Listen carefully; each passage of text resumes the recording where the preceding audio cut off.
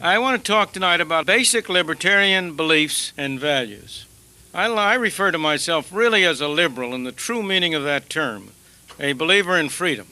Unfortunately, we've had to use the word libertarian because the modern liberals, the socialists of the world, paid free markets the supreme compliment by stealing its name. I regard the basic human value that underlies my own beliefs as tolerance based on humility. I have no right to coerce someone else because I cannot be sure that I am right and he is wrong. Why do I regard tolerance as the foundation of my belief in freedom? Most of you would agree, would say, if I asked you, what is the basic philosophy of a libertarian? I think most of you would say a libertarian philosophy is based on the premise that you cannot initiate coercion, that it's wrong to initiate coercion. What do we base that on? Where does it come from?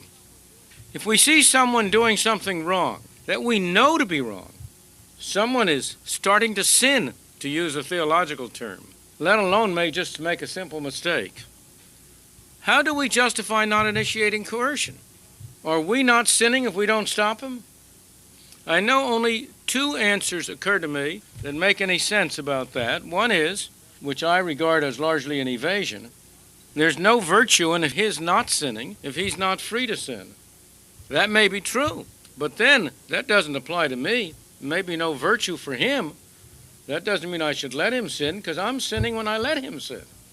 How do I justify letting him sin? I think the most persuasive answer is, can I be sure he is sinning? How can I be sure I am right and he is wrong? That I know what sin is? I think this is a very complicated and difficult problem. Let me give you a very extreme example. I come up here on Golden Gate Bridge and I see somebody getting ready to jump. He's going to commit suicide. Am I entitled to use physical coercion to stop him, assuming I'm capable of doing so? I think on the basis of the libertarian principle of not initiating coercion, one would have to say no.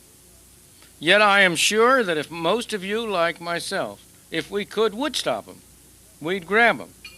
We'd justify that temporarily by saying, well, really, he doesn't really intend to do that, and it's irreversible, and we got to stop him from doing something irreversible.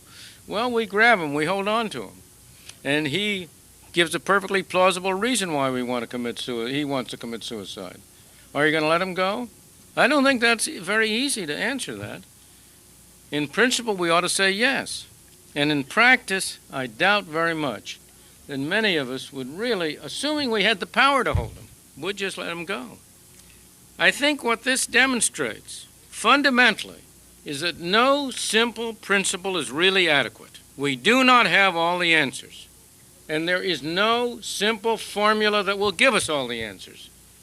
That's why humility, tolerance, is so basic, is so fundamental, because the only way we can allow a process to go on whereby we can get a little closer and closer to those fundamental principles is by being tolerant, by recognizing and welcoming the opinions of people who fundamentally disagree with us.